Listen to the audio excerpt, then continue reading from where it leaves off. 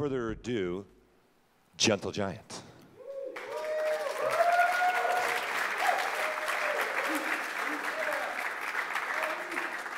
Ladies and gentlemen, please welcome Vice President of Entertainment, 3D Systems, and founder, Gentle Giant Studios, Carl Meyer.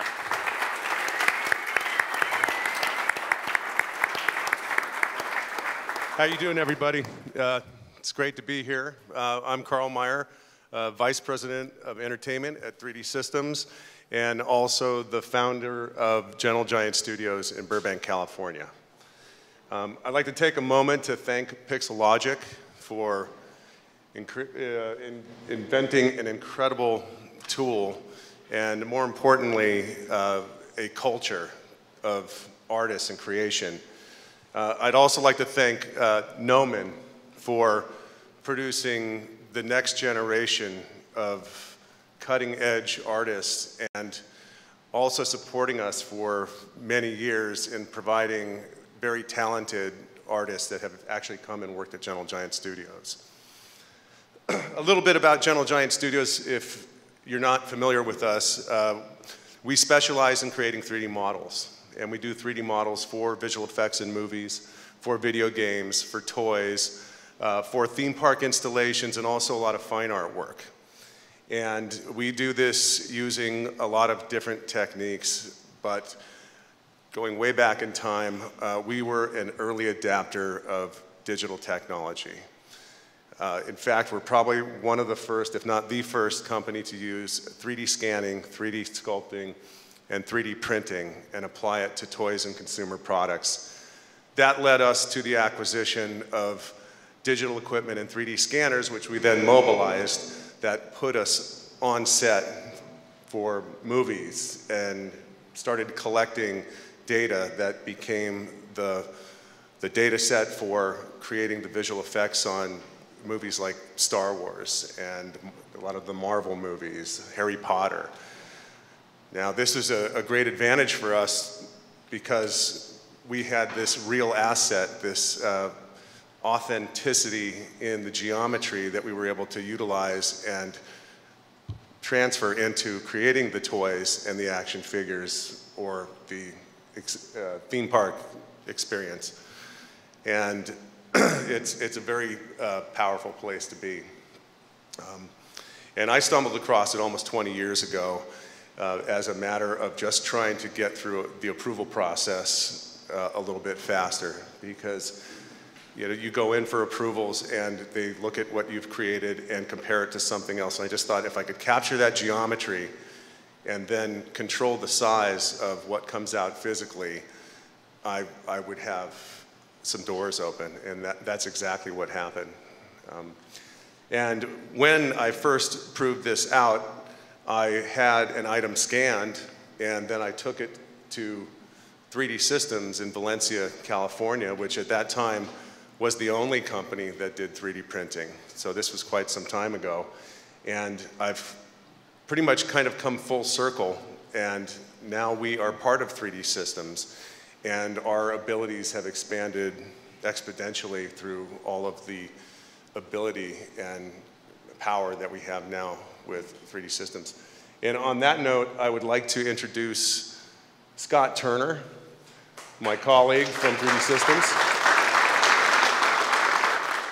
to talk a little bit about what we're doing. Hi, everybody. Hope you can hear me. Carl invited me to come down here yesterday and kind of do a little overview of 3D printing and 3D systems. So who in the room here prints today? Artists, all right. That's pretty good. All right, so I'm going to take us on a trajectory kind of back in time and then into the future on this talk. So 3D printing was invented by a guy by the name of Chuck Hull in 1983. And he was an original hacker. He's a physicist, and his problem was injection molding. So he would send out drawings. 12 weeks later, he gets a plastic part, and they are always wrong. And that was state-of-the-art back then. So he took 2 pen plotters, hooked up a UV light source, and printed a cross-section. And then he printed several cross-sections, and he was able to make plastic parts. And that was the invention of 3D printing. To put that in perspective, there was a huge problem. So I'm going to play a game with you. What came first, 3D printing or ZBrush? 3D printing. What came first, 3D printing or Pixar? 3D printing. So what came first, 3D printing or the Utah teapot? The Utah teapot. But it was splines, right? So back in that time, polygons weren't as prevalent as they are today. So Chuck's invention of the STL file, so he published this format and said, I need a simple mathematical way of getting data so we can start printing, because the engineering world was all AutoCAD, it's all 2D. So the STL file is the standard today. I mean, it literally drives all the printers in the whole world today. So in terms of his inventions and contributions, that's probably potentially even bigger than stereolithography. So what has 3DSystems been doing for 30 years? Well, we've been developing and acquiring a lot of different printing technologies. So we don't just do stereolithography, we just don't do extruded plastic. We have 30 different printers, 100 different materials today, more than, sorry. And we have 7 different print engines. So what I want to do is try to kind of explain what that is and what 3D printing technologies we use, and they're all very different. And they're accessible to you today from this room, and I'll explain that later. So we use lasers. We use lasers, obviously, to cure UV polymers. We use lasers to melt thermoplastics, and we use lasers to melt metal. And you can get all of those technologies today. We also use inkjets, and we use inkjets to jet waxes for casting jewelry and dental parts. We also jet photopolymers for plastic parts. We also jet on other substances like ceramics, plastics in full color. So now we're jetting both binding materials and colors. We also jet on sugar in full color, if you've heard of sugar labs. So our audience has grown. Everybody likes sweets. So we've now got a printer that addresses everybody. We have a micro SLA I'm going to talk about in a minute. And we also are working on some things in the future, which I'll share in a second.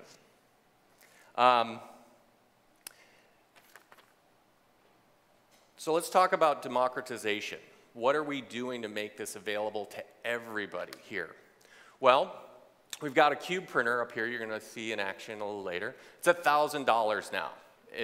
And it prints with 2 different thermoplastic materials simultaneously and sits on your desktop and produces objects that everybody in this room can have today. We also have the ProJet 1200, which is a micro SLA. And the interesting thing, it's a very small build area. So the build area on this machine is 1.5 inches by about a 1.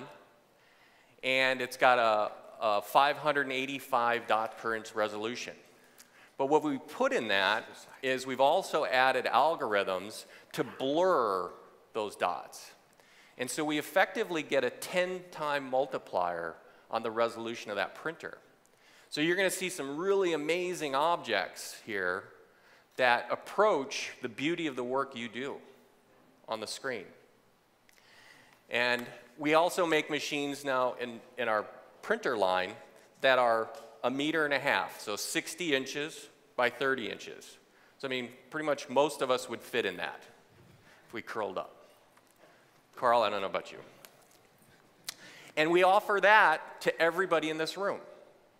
So you, as an artist, can get parts on demand.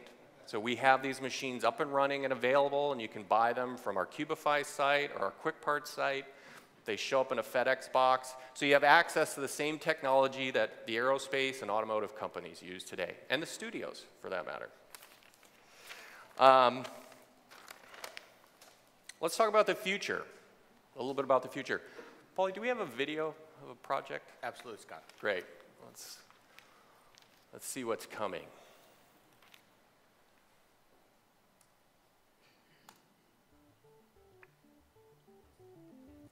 The paradigm-shifting, continuous, high-speed fab-grade printer will make true automated, low-touch, additive manufacturing a reality. To ramp up the speeds for production-level volume, we've broken away from the methods of contemporary 3D printers. Typically, they utilize a movable print head or laser, which creates layers on a stationary print bed. But we've created a true assembly line for 3D printed products by making the print bed mobile and the print head stationary, all in a speedy racetrack design. Production volume capabilities of this magnitude coincide perfectly with Project Ara, Google's initiative to create an open hardware modular cell phone. Project Ara makes the cell phone a pure personal expression, but to see it through, they need the capability to create thousands of unique module shells every day. Okay, so we partnered with Google on their phone project, their modular phone project, and we did so because we're developing a next generation inkjet technology that's going to be full color, and in addition to full color, we're going to have additional channels for other materials that give us different durometers. Okay, so if I want to print my arm, I can't just print rigid materials, I got to have soft materials. We also have the ability to add conductive materials into the system. So this is a big leap forward in what we can do in 3D printing. And we're going to do it in 20 picoliter droplets. So we can take and organize these materials in 20 picoliter droplets. What that means is a raindrop, for example, has several 100,000 picoliters in it. So that gives you an idea of how small these particles are that we can organize. And we can do it in this configuration at a rate of about 0.7 liters. We can jet 0.7 liters of material a minute. So we can do it fast. And that's going to allow us to print things that you create today, that you use ZBrush to create, that are visual, 3D, have texture, have color, okay? And what that means to me as a researcher is we're going to get a chance to close the loop, right?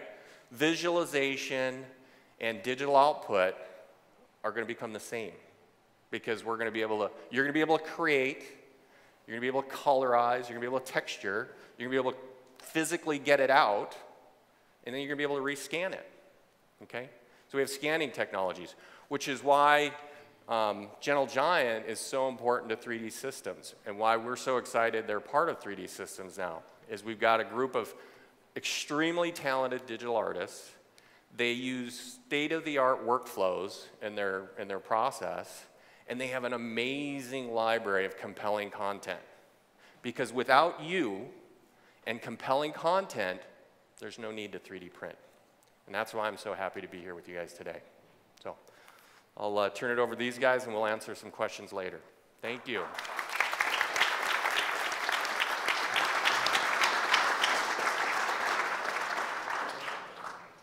Yeah, that's pretty cool, isn't it?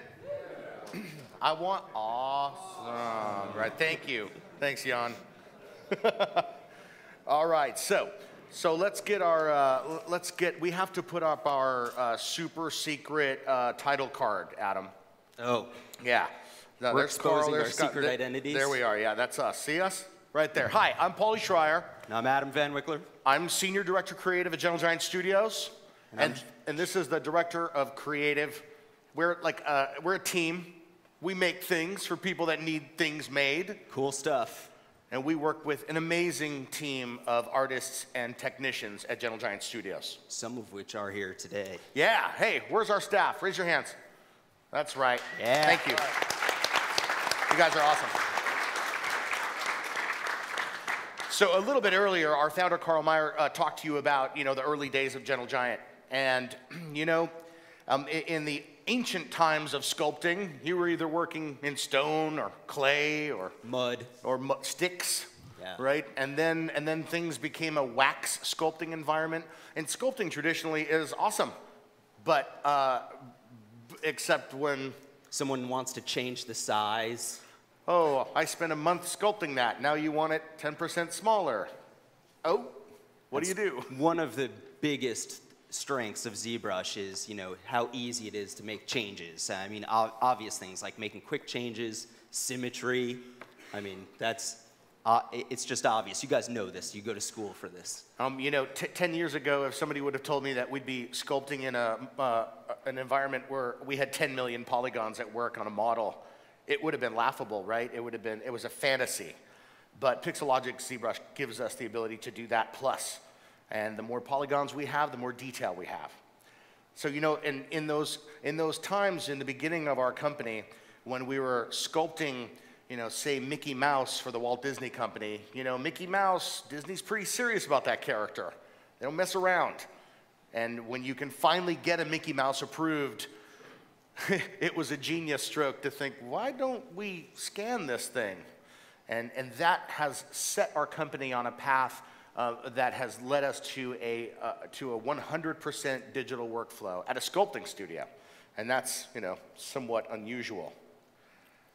But not anymore. Digital is where it's at. And we're super psyched to be here to talk to a bunch of ZBrush users and a bunch of veterans, as I know there's lots of you out there. I see what I know in the back. Hi. And there's lots of folks that are considering getting into this space. And if you're considering it, I strongly encourage you to do it because it expands your ability to craft worlds. And that's what we do every day. So our company is broken up into multiple operating divisions. The primary division is the prototyping division. That's the original core business, making stuff for people that need stuff. That's us. Right, we do that. And of course, when you do that for long enough, you realize, wait a minute, I've made a lot of stuff for other folks. Why aren't we making our own stuff? Why aren't we creating our own brand? And that led to Gentle Giant Ltd being created. Now, Gentle Giant Ltd, as some of you might know, is a company that has licenses for what, Adam? What do we make? Star Wars. Star Wars. Marvel. Walking Dead. Little show called Walking Dead. Lord of the Rings. Pretty cool. Yeah. So in the parking lot, you saw a few of the sculptures that we have created in the last few years. The Dark Lord Sauron, the Voldemort statue with the really creepy eyes, and of course, the fine art piece right outside the door, The Rapacious Wheel by Robert Williams. So, and that leads us to our final operating division, or our second to last operating division, which is the fine art division. And fine art, of course, is a wonderful space where people can take all the time they want to create exactly the piece of work that they envision. Now, our last business division is the digital department. And as Carl mentioned, when you start scanning stuff and you're in those days and you're in Hollywood, it's a natural result to get calls from folks that want to scan actors and props and sets and whole physical locations like stadiums or valleys full of props and set pieces. Now that digital operation is a vendor to visual effects. So what are some of the 400 movies we've worked on? I believe that started with you were hired to scan for Star Wars Episode 2 for product, right? Yeah, that was our first used consumer for products scanning job, but our very first visual effects scanning job was before that on Fight Club. Fight Club, that was the first one? Yes, and we went and digitized Ed Norton for the scene where he shoots himself in the head, and they used the data that we collected from the scan to not only create the visual effects model part, but also use as a camera tracking to go down the barrel of the digital gun that was. I remember the shot. Yeah, that's a spoiler for Fight Club. I mean, it's an old movie, but You ruined it. Yeah, okay. Wait. But yeah, it's a good point. There are many productions where we go on set for visual effects purposes to build up libraries strictly just for the animators and VFX supervisors and artists to work with those assets. If it warrants to go further, we will take those assets and create consumer product level data sets for then deploying to 3D printers and working with still in the hands of artists to create amazing collectibles, toys, and other products. You know, the key word here when it comes to scan data is authenticity. Because say you're working on Pirates of the Caribbean, say you're in Palmdale in a gigantic warehouse that's 115 degrees in the summer, and they've got all the pirate ships, full-size pirate ships set up. And we're in there, we're scanning the ships. we're scanning the actors, including the leads, in their costumes, and then we pass the data right over to the folks doing visual effects on the film. But it's a natural conjunction, as you can imagine, when it comes time for toys or collectibles or even fine art, when somebody decides they want to riff and do a 80-foot tall Jack Sparrow. That data, that authentic data from the day, is that digital thread, and you've got a great sell point for the movie studio and for the consumer products folks to say, you can't argue that it's not Captain Jack, because it is Captain Jack from the day. Now, go ahead, Carl. I was just going to say, you make some really good points in that digital thread, and there's a lot of power in the digital asset and how it's used. And I always think of Harry Potter, because we were on every film in some capacity, and that was a film that took place over a duration of time in which you were able to see the growth and physical change of the main actors, the kids, as the films went on. And it's also another property where we covered almost all bases in what we could do with that digital data, from the VFX data to begin with, to game data, to creating toys and collectibles, and even taking a license ourselves off of that data, to working on the theme park, the Wizarding World of Harry Potter, and assisting in creating the life-size horntail dragon and Dementors and Buckbeak and goblins, etc. So that kind of shows the power of the digital data. You know, as digital sculptors and creators at Gentle Giant, we love the idea of crafting that reality and being as authentic and as right on to that original reference as possible, because it leads, to the production of stuff that we really are kind of geeks for, namely toys, because we like to play with toys a lot. And Adam's got a problem with toys. He, how old are you, man? 35. Adam, every week. Younger at heart. He goes and buys toys every week. Yeah. And so he's got a storage space or two that's full of A lot toys. of shelves. A lot of toys. Dusting is hard. And so you're kind of an action figure snob. Yeah, really. absolutely. Anytime a new figure comes out that you didn't make, I see you in your I office. like them all. I see you going, this could be better if we would have done it this way. So on screen, we've got, of course, one of the coolest characters in Star Wars, Boba Fett. That's Boba Fett. That we were contracted by Hasbro to relaunch their Star Wars line as a 6-inch scale, highly articulated line. What do you mean? What do you mean we sculpt for Hasbro? Oh, that's secret. Too we late. sculpt for lots of people secretly. Well, like with the Wizard of Oz, we're behind the green curtain, but take a look at Boba Fett right here. This is the current technology of action figures. Yeah, so Boba Fett was sculpted from scratch using just photo reference from the movie in ZBrush. And then as you can see, we engineered it with all of the articulation. Hasbro contracts us to provide digital files. So we provided them with the Z tool and the decimated OBJs, and then they go into production with our files. So you can go buy that Boba Fett at Target. Hasbro will be happy. Thank you. So this is another great action figure example. This is one, this is Batman from the Arkham Knight video game. It's not out yet, but this was just shown off by DC Collectibles at Comic-Con just 2 weeks ago. So Which is the only reason we can show it. Yeah, basically. They'll yell at me. So this was taking the video game data. We took it directly from the video game developers. We created watertight meshes and cut in all the articulation. This is one of the things we do all the time and we'll be touching on shortly, but taking data and making it so it can be 3D printed. This is a piece that we actually did do full 3D printing, silicone molding, resin casting, painting, and we provided everything for DC to manufacture these toys overseas.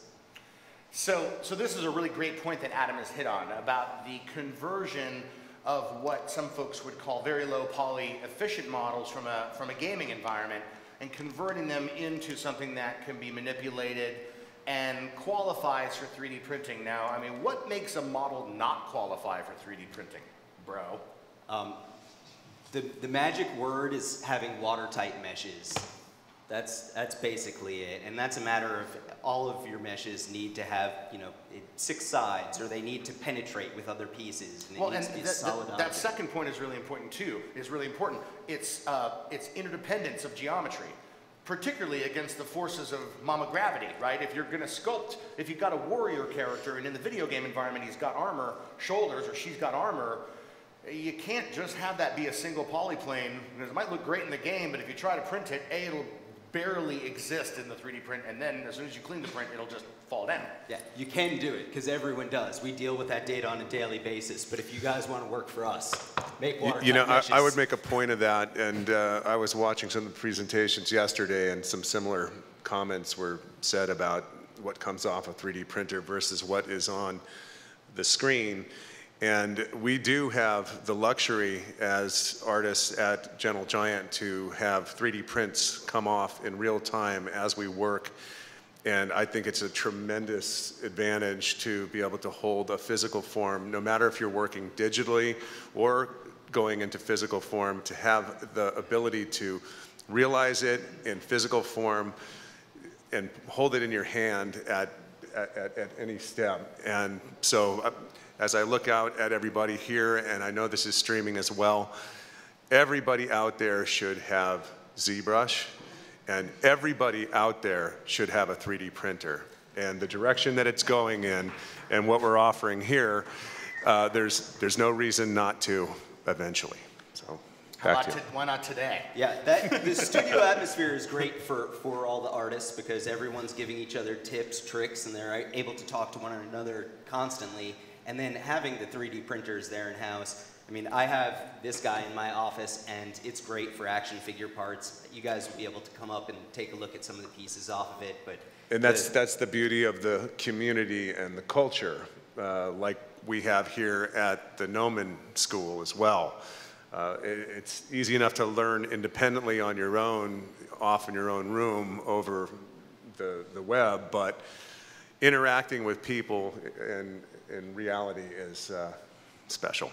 And the 1200 is under $5,000, so it's affordable now. And you have the SenseScan, which Polly is demoing right now. It's $399, and you can have your own head scan that then put it on an action figure. I need to stop talking and moving. So yeah, let me scan you, will you? So the Sense Scanner, guys, look at this Star Trek phaser. So we were at Comic-Con, and with our recent union with 3DSystems, people at Comic-Con are used to seeing Gentle Giant Studios, used to seeing cool collectibles. We got Walking Dead, we had awesome Guardians of the Galaxy stuff, but I'll tell you, what really was attracting people was the Perceptual Design booth. With the Cube printers, the Cube 3s running, showing awesome exclusive data sets, and for the very first time, and this is historic in my opinion, we did a Comic-Con exclusive that was made of ones. And if you bought a cube at the event, you would get this this only available there jump drive with these awesome data sets on it. And of course, the other component was the Sense, because for the first time, this technology has come down in price to a point where you can get it and you can use it. So let me show you a quick demo. So of course, this is maybe not the optimal situation, but I was going to say, look pretty. We're used to using all kinds of different laser scanners and white light scanners, photogrammetry for collecting data at extremely high resolutions. And now we've actually mobilized the light stage with the light stage guys. And we're getting the highest resolution you can ever imagine. But this, for under $400 as a tool to import geometry into the workflow and bring it right into ZBrush, it's pretty amazing and a great tool. Totally. So I've already saved out this mesh. Adam's not that good at sitting still because he's a little squirrely. It's true. I jitter. But I'll open this data set up for you right now.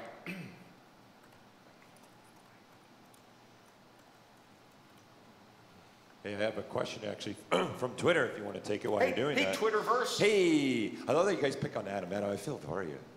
You're in the middle of them, big guys. And I'm like, all small, hiding over here. I'm Didn't you looking ask through for a the taller queue. chair? I did. I need a phone book. I almost said that, but I felt bad if I said maybe It's we could find okay. a phone book. I'm 35. I've had plenty of short jokes. I could have stopped by Denny's on the way here and got one of those little injection molded plastic bumper seats. That would Nice, be cute. nice. So here's a question actually about scanning. So there, Vitali Mook is asking, how do you guys think in the future the need for artists if you can just scan whatever you want? Well, I have an answer for you. And I have answers too. I mean, it's the artist is the critical link between an asset or a technology and the appreciation of the viewer or the consumer of that artwork. You know, you can sculpt a human figure, but without gesture, without the moment of possible kinetic motion, right? That all the best sculptures have it. That when you look at something, you expect David to step off of the plinth and walk over to you. And that's the indefinable essence of being a great sculptor, is somebody that can imbue a sculpture with that moment of the breath of life, that potential kinetic. We've been faced with, you know, paying attention to this for many years because a part of our business is going out and digitizing and scanning. And we see where it's going, and it's just a matter of time before everybody's smartphone collects scan data that is as high of a resolution that, you know, is the highest resolution we have today. And eventually there's going to be so much geometry in the universe, and it'll be what you do with that geometry. And I think it's an important question to ask, because it forces everybody here to think beyond what they're looking at and what they're working on. And the important part is, how does what you do apply to other things and the bigger picture? Scanning's another tool. It's like a hammer. Everyone can use one, but you don't want everyone building your house. That's true. That's true. Personally, I'm so psyched. My birthday was a few weeks ago, and I said, hey, can I take this home for a night? They're like, yeah, take it. So I got to scan all the attendees at the party, which seemed like a good idea at the time. And now 40 of my friends are like, when are you going to 3D print me? Like, I can't, I'm not allowed to just, you know. Can you print directly from the cells? I believe from that environment that you can, I don't believe, I know, you can trim the data, you can cap it and make it airtight and be ready to go. So yeah, I mean, the solution is in the software. And that's the cool thing about 3D systems, is that all these tools talk to each other. You know, there's a lot of technology out there in the world, but a lot of And you can drop it into ZBrush too. Yeah, of course. I mean, And really that's the thing. put some magic onto that geometry. Well, we love ZBrush because it's you know, millions of polygons. I mean, I don't even need to say anymore. It's awesome. It's awesomeness. You know, back to that scanning question, we've seen the power of ZBrush affect scanning, where we used to rely heavily on having the real geometry, the actual form that was captured on a movie set to execute creating a toy or other product. We don't need that anymore. We can work with photographs, and the sculptors that we have are so talented, they're able to get incredible likenesses. And I mean, if you go on ZBrush Central, you look, everybody's doing it. They're not out on movie sets digitizing people. So this is all changing. Yeah, with talent likenesses, it's great to have that scan, because then, you know, Sarah Michelle Gellar might not like her nose, but I'm sorry, we scanned you. You know what I mean? So it's useful. I got to take one more question here from the floor real quick. So I'm going to just hand the mic to him. When you're printing a ZBrush model that's originally millions of polys, do you have to run it through Decimation Master? How much geometry can the printer actually handle?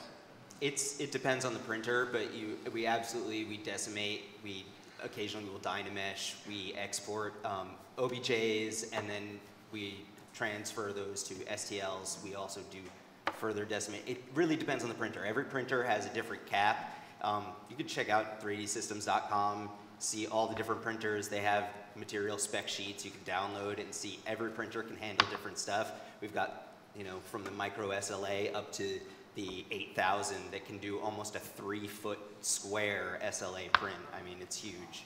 That's awesome. I love that thing. Oh, yeah, go do the finger gesture, do it. Oh, I see. Awesome, awesome. They're trained here when you do this. I missed my cue, sorry. Yeah, they're trained here now when you do this. Here in the dark. Awesome. It's, yeah, really cool, right? I'll learn. All right, can we take one more? We can take one more question at the house and then we'll... Yeah, let me get him right here real quick. He was here first. Hi, I'm kind of new to the whole 3D printing, but I have a bit of a technical question regarding open faces, kind of getting back to that. Can you have like an open face geometry intersecting with a closed face geometry? Will that work, or does everything have to be closed faced? Well, I mean, in general, you want good, clean, airtight, volumetric meshes, and that you've got to get some volume in there if you want it to fight inertia and exist. You know, you can get around that in a couple ways, like dynameshing your object, or you know, like you're gonna get like weird reverse normals sometimes with stuff like that. So just be careful. If you export out of ZBrush and then open it up in MeshLab, you can check out some of that stuff. Got anything to add, Scott? Mainly what you do by giving us open meshes is we have to guess. The software can't be certain of what you want inside the part and what you want outside.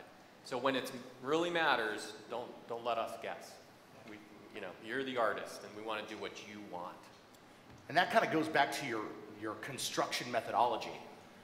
Like, I love assets that are from moment one postulated and envisioned to be 3D printed, because you know you're going to want to do it at some point.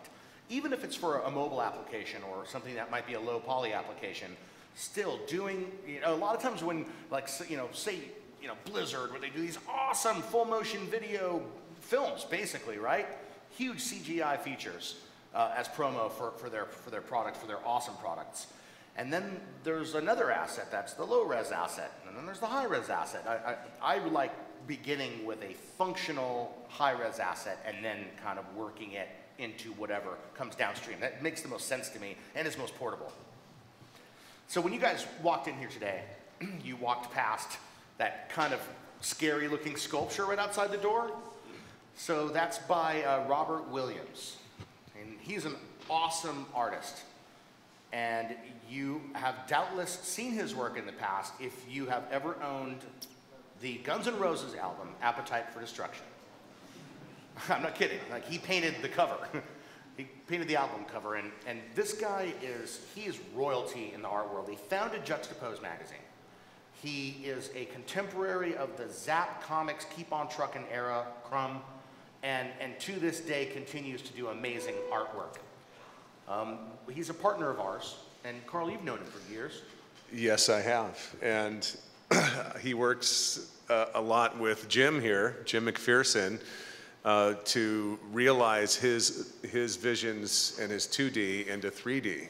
But I got to say, Robert's pretty hands-on too. So he comes down to the studio and actually works. And he works with our own Kelly Pearlstein, otherwise known as the glass hand in the art world.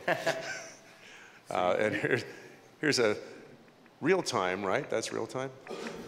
Yeah, that's how fast they work. Better be. We're very quick. So we're working on two sculptures here simultaneously. One is called Brute Waste, and I'll save the name of the other one for the end of the video. And these were all sculpted in ZBrush with Robert Williams and Jim McPherson there, and then foam milled, and they're cleaning up the sculptures right there.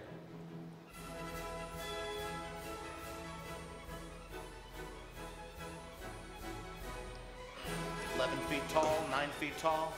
Well, now that we have some of the larger 3D printers, we don't need to foam mill some of this stuff. That's true. Wonder what that one's called.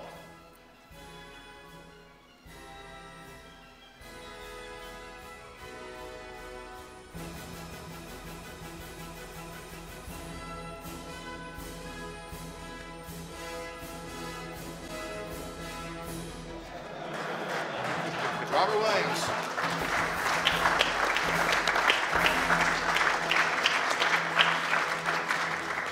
otherwise known as Mr. Bitchin. And the awesome mini bust made by Jim McPherson in ZBrush, of course.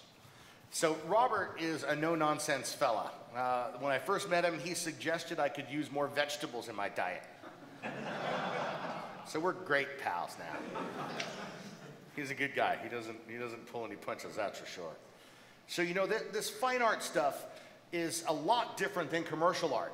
You know, you guys have projects that you work on at home, your baby, right? Your opus, that mother lode that you've been working on that you won't share with anyone, won't let yourself edit, you know, can't stop working on. That, in my opinion, is a fine art mentality. You are gonna work on it until you are happy with it.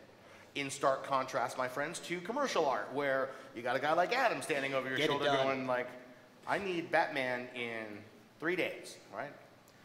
But I appreciate the fine art, and so does Carl, and that's why Gentle Giant and Carl personally have underwritten lots of artists. We work with Cause and Kenny Scharf, and some really wonderful talent out there in the world, and we love working on stuff to get it to a point where the artist is happy, and that's not always easy, because that's a high bar sometimes. Now, you know, we've been talking about new technologies and showing you this stuff, and we've already kind of let it out of the gate. This thing is, you know, under $400. This awesome device is under $1,000, and these tools are now coming right into our hands. I mean, you can almost talk your mom or your grandmother or grandfather into buying this for the holidays, which are right around the corner, I might add. And Carl, I could sure use one of these at home too. What do you say? Yeah, sure. No pressure. Hey, Aaron, would you do me a favor? Can you come up for 1 second? Would you take this, bro? Would you pass that around? So, folks, the micro SLA technology, Scott already touched on it, but I'd like you guys just pass it around. Just grab it and just pass it on. Don't break it or steal it. Yeah, well, it's a shoplifting test. It's a psychology test. And I have to print more. Take a look at it. And you know, we're so fortunate to be able to benefit from this technology to make figurines and characters. There's a whole other side, a very larger side of our business as 3DSystems, where we work in aerospace and make airplane parts, and the medical industry and the automotive industry. So this is pretty amazing to be able to use it for realizing these characters. Yeah, and as you guys take a look at that build, as it passes by you, you know, this machine, what does this thing cost, guys? It's under $5,000. I mean, this one, you know, Carl's talking about all the important stuff he does on it, but Paulie mentioned what a nerd I am, and I like to make custom action figures, and this is great. You could scan your head. I have my head scan up here.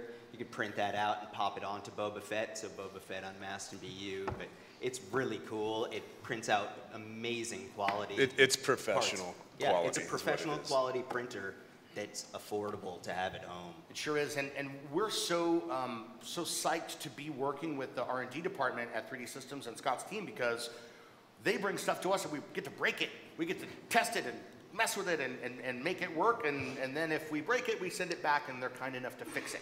Well, I think everybody in this room and everybody working in this medium is breaking new ground, and to have an effect on change and progress is an amazing feeling. Well, and you guys are contributing. So this particular product was developed for digital dentistry, and it's a castable material.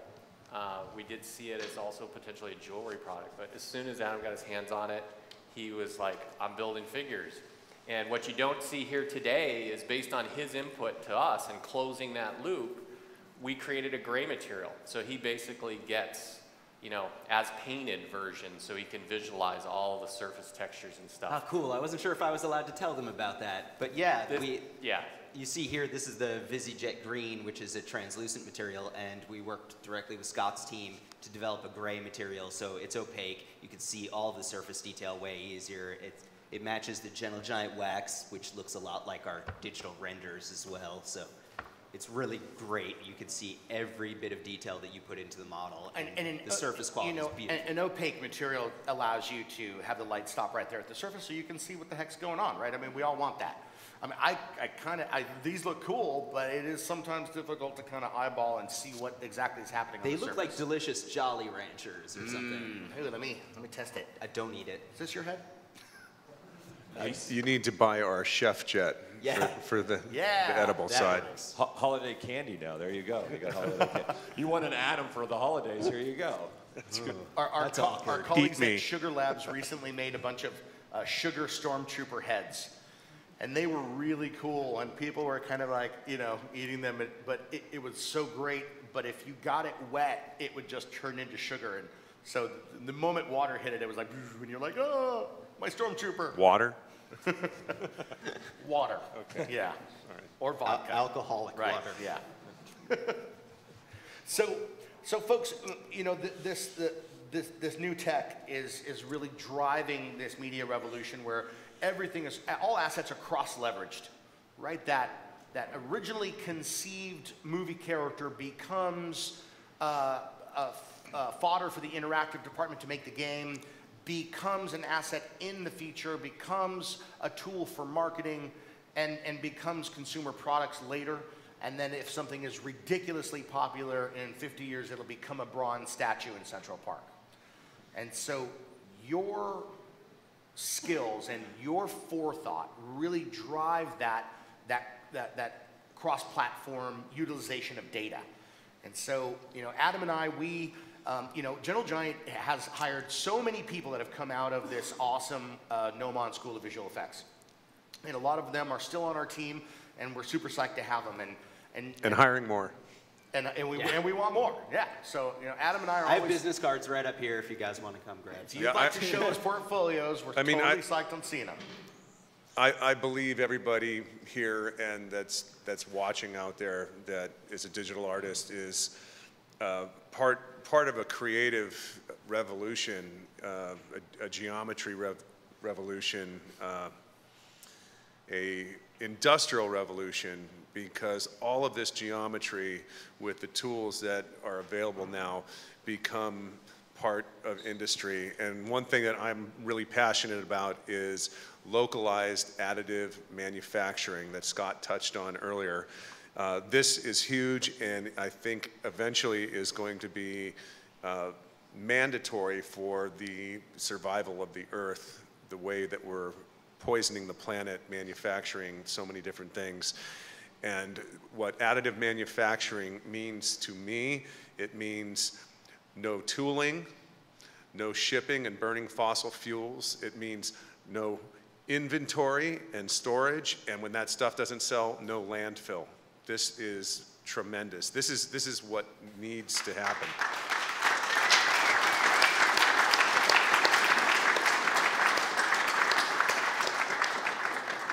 Yeah, we all know the current paradigm is unsustainable. Like, we can argue about it in the press all you want, but the writing is on the wall, my friends. And you know, a lot of people... If you've been to southern China, you've seen it firsthand. And I have. Or if you've lived in New Jersey or New York 30 years ago, you probably would know. You know, we have a tendency to chew stuff up as creatures, right? We like to use stuff and break stuff and terraform stuff to our own uses. Well, we're coming back home with manufacturing. It's happening. And I recently, Scott had me as a guest at a meeting up in Valencia with some of our colleagues, and I can't talk about it much, but it just blew my mind, totally blew my mind on some of the awesome stuff that we're working on for these devices. Now, just one comment. I think someone asked if we have really good scanning, are we going to be needed? And for you know, what I took from that was absolutely, because it's not about what's available today, it's about what you can imagine. Because with 3D printing, complexity is free. So the world you see today, from the coffee maker at your house to the car you drive, imagine it infinitely complex and unique for you. Millions of one-of-a-kind items printed simultaneously.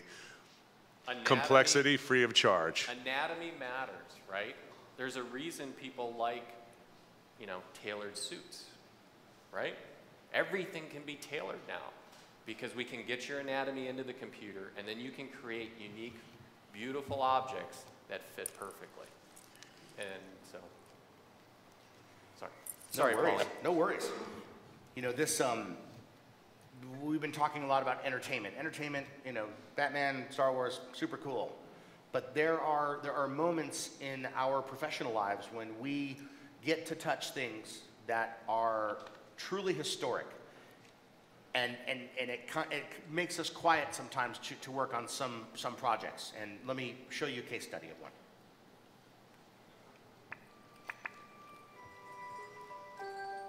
So some of you might be familiar with Joseph Merrick. Born and died in the late 1800s, he was sadly beset with some pretty serious physical handicaps. Although after his death, his bones were bleached, so there's no ability to DNA test, it is suspected by the Queen's Medical College staff that he had Proteus syndrome, which it is a deformation of bone and cartilage, which your bone exponentially grows and limbs continue to grow asymmetrically. But if any of you have seen any one of a number of films about Joseph Merrick, you know that he was a truly empathetic soul and he just wanted to be accepted and understood. I mean, after years of family problems, he eventually became a showman, sideshow freak, and in order to make a living. And sadly, he died at age 27. Now, in the early 2000s, a group of researchers, in an effort to understand how this man lived as long as he did at the time he did, they did a CAT scan of his bones. And you can see that process happening here, and we're unaffiliated with that group. But the image on screen now is our team 2 years ago at the Queen's Medical College doing a scan session with Joseph Merrick's skeleton, with the Elephant Man skeleton. The purpose of which was to create a 100% authentic reproduction of his skeleton so that the actual bones could be archived away and not be set up because there's a tendency for items to be damaged.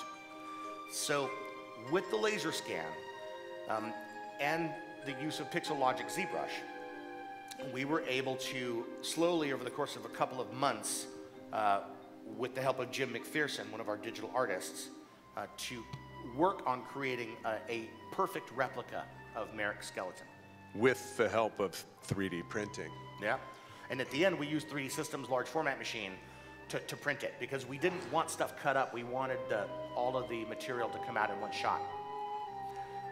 Now, Jim will tell you that this guy's bones there's a lot of geometry going on. And so copious... A lot of pain too. Yeah, so a lot of detail, and it really, every moment we're looking at this guy's skeleton, you can see there's a duplicate of his skeleton of his skull and one of his bones on the desk with us. Yeah. I give you the skull of the Elephant Man right here on the table. If you'd like to come up and check this out afterward, what's the story with the brain, Carl? Can you? Well, because there was a CAT scan done, we were able to get all of the internal cavities of the geometry. And again, this is part of what can only be done with 3D printing, is build things that are inside of things that are inside of things that won't necessarily be able to be reproduced by a manufacturing process, but only by the unique process that is 3D printing. And through this, we were able to do a Calvarian cut on the skull. There we go. And get the inside of his skull. And with the inside of his skull and that information, we were able to do an endocast of his brain. And this tells us that he had a normal brain and that he was not an animal and that he was a human being. But he had to live with this kind of pain. This was his femur here. Pretty profound stuff, and I encourage you to come and take a look at this up close. It's a great reproduction. So, you know, as you can see, we touch on everything. We're in fine art, you know, we're in technology, we're in software, and we're so psyched to have had so many Gnomon graduates come and work with us, come and learn with us, teach us and learn with us. Many of our staff members either come from or go on to become educators at this institution and others, and we're super proud of that. But the thing that Carl talks the most about is the environment of the studio. How you've got to get dressed, man. You've got to go somewhere. You've got schedules, and you've got an environment that is supportive, an artistic environment where people are not adversarial. We're working together. It's almost like a think tank of artistic creativity at Gentle Giant, and at any art studio around the world. And this is one of the coolest things about our shop. And our atmosphere is something that we really treasure, and if you talk to any of our staff, I'm sure they'll feel forced to agree with me. You know, each and every one of you out here as an artist has the keys to forge your own worlds. And you know when you're put into a situation creatively where, like we talked about working for commercial art, where somebody says, I need this in 2 days, I need this now. But you feel like you're getting shortchanged. You feel like them out there are not giving you enough time to do your thing the way you want to do it. Well, you know, I'm sorry, but you will pull it off, and you will find the solution, because you're like King Arthur. You're the only one that can pull the sword out of the stone. And finding that clarity and losing all of the stuff that'll hold us up as artists. Namely, not being able to finish something, the inability to self-edit, or being too hypercritical of yourself. These are all things that as artists we have to fight, you know. And Adam? My job is to be hypercritical. Right. And he is hypercritical. So we'd love to open up, Paul, to some questions as we let some awesome art roll through. Sure, absolutely. We'll take a couple Twitter questions, and then I know there's some questions out here on the floor. So Nick Zuccarella on the Twitter feed just got a 3D printer in his office. He was just wondering your guys' thoughts of 3D printing isn't just a one-button press yet. When will this happen at a consumer level, do you think? I think it has. Yeah, I think with our Cube products and the third iteration, I think you'll get a chance to experience that one-button push. You know, my daughter uses it now, and it's seamless to her. So some of the expectations from 3D printing are a little far beyond, in my opinion, but I don't think that should discourage anybody from getting on board right away, because I can speak firsthand as a first mover and an early adapter that it is absolutely critical if you're going to be in this world. I got a 1200 before it was out there for consumers, and I took it out of the box, no instruction manual or anything, and I was able to figure out the software and send builds pretty fast. It's very intuitive. It's getting easier and easier. Excellent. And then another question from the Twitter feed, and then we'll go to the floor. Taja is asking, can these printers print connectable parts in creating action figure type prints? Yeah, I mean, that's what we do with the action figures. We're making these files so they're made to be either manufactured right from the digital files or from our rapid prototypes that we're printing out. Okay. Here's a question from the floor. Do you have a time frame for the $4,500 full color printer? Can't wait for that to come out. How about that, Scott? I love that all their heads just turned right to Scott. Yeah. Like, it was like in unison. Yeah, so the new 4500 color printer will be shipping this year. I think he's asking for a cheap one, too. Oh, a less expensive 4500. No, he means a $4,500. Oh, I'm sorry. $4,500 printer. I think you're going to see a lot of products from us below $5,000. And the Cube 3 prints out in 2 colors, and the Cube Pro prints out in 3 colors. Is 3 and larger, so you can print those larger are both objects. super affordable. And that's below $5,000 today. So we hear you. We know what that price sensitivity is, and we're working to bring a lot of our technology down there. Great. Another question here from the floor for you guys. Right over. Follow the iPad. Follow the iPad. So I was just wondering, with that hand scanner, can you actually take the scan data and put it straight into ZBrush? And is it color sensitive? Absolutely. I believe it exports as PLYs, Yeah. OBJs. You can bring it in to ZBrush very, very easily. Yep. Yeah. And you can scan heads, full bodies, objects, you name it. I tried to scan my dog, but she wouldn't sit still for it. It does need to sit still. Yeah. And the lighting matters, as you could see up on the screen on the shaded side of Adam. So the colors, you know.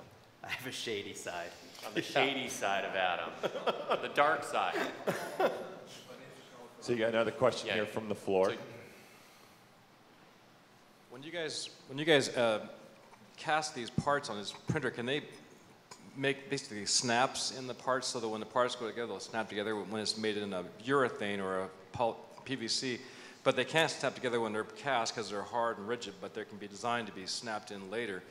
I build Gundam models, and those things have hundreds of parts, and they all snap together miraculously, and it's microscopic precision. Can they print that kind of precision on these things? Yeah, we have multi-material printers. I mean, Scott can speak to this a little bit more probably, but. Yeah, so particularly in sterile lithography, our laser process, we have a family of materials now that go to very tough and somewhat flexible for that. And as you heard today, we've already iterated one material for this type of device. We have other things in the pipeline that I think will help you.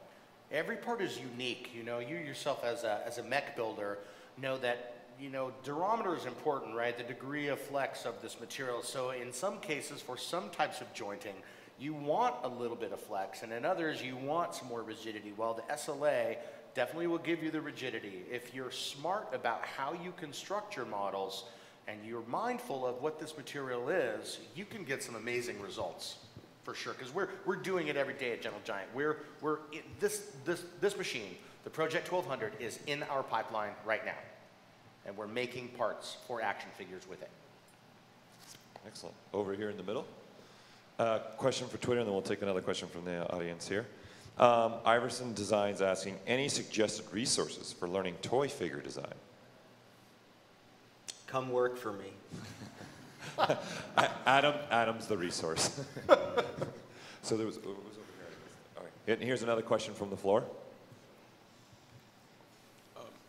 As far as the industry goes, the standardization of like these models that you guys scan that data, how do you see the usage rights involved in that when it comes to like having the scan of Brad Pitt or whatever? Like, will Brad Pitt be upset if you're just going around willy-nilly throwing his model around?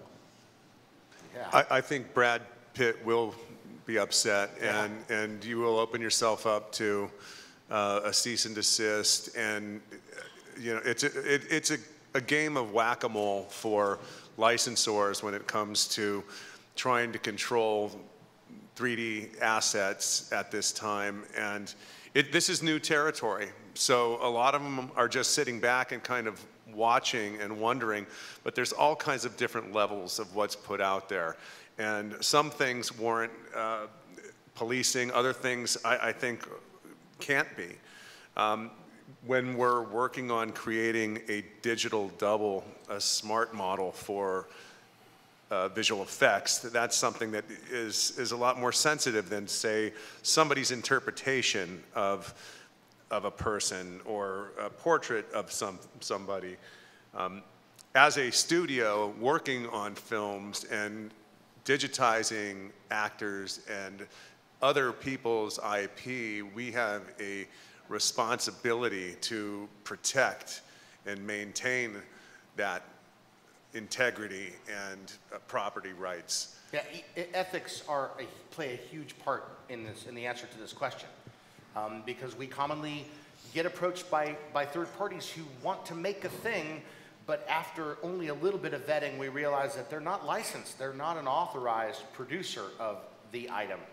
And so we have to kindly decline that type of service work. One of the advantages to it being specific to a person like a Brad Pitt or a Johnny Depp is, you know, this technology allows the creation of digital doubles that can act and perform long after their lifespan, and I think we're going to see that start to happen real soon here too. And we're very mindful. I mean, for sure. we scanned Man of Steel, and then we only make product for licensees, actual licensees of the movie. And, you know, we made a bunch of product for Man of Steel, but it's all through official channels. And, you know, with all the talk recently about big data, big data, they're recording every moment of our lives. Well, as we continue to move into this space, our mobile devices are going to begin capturing geometry around us. This is already in the works. This is being developed right now.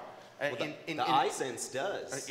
There's a Sense scanner that hooks up to your iPad. It's totally wireless. Well, facial It's recognition is in full swing right now, and along with that facial recognition comes geometry capture, which is going to aid and benefit people that can't see.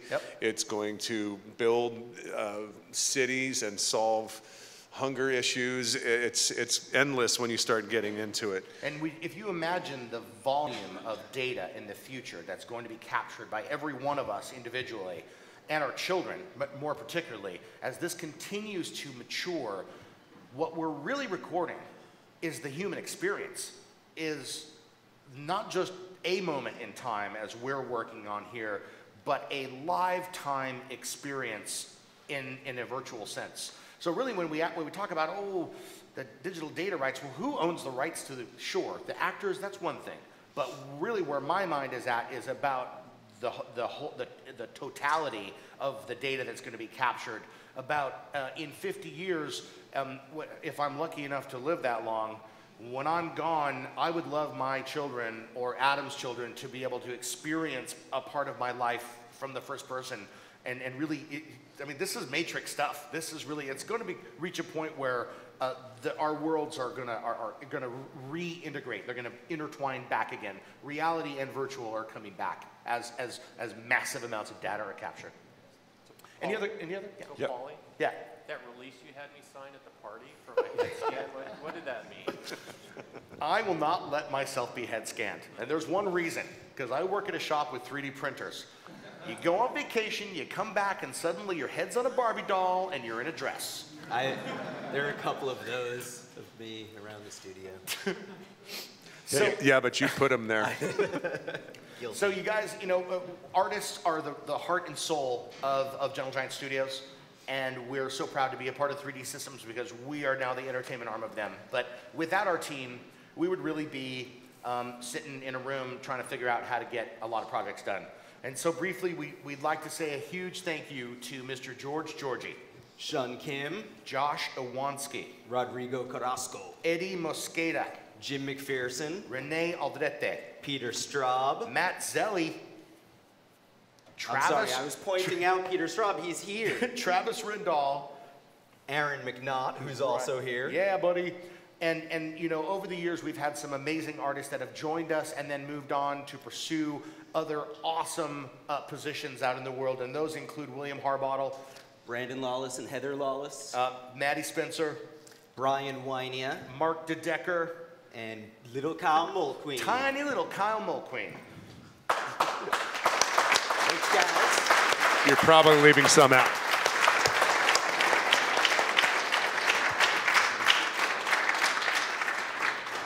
Thank you so much, guys. Have an awesome day.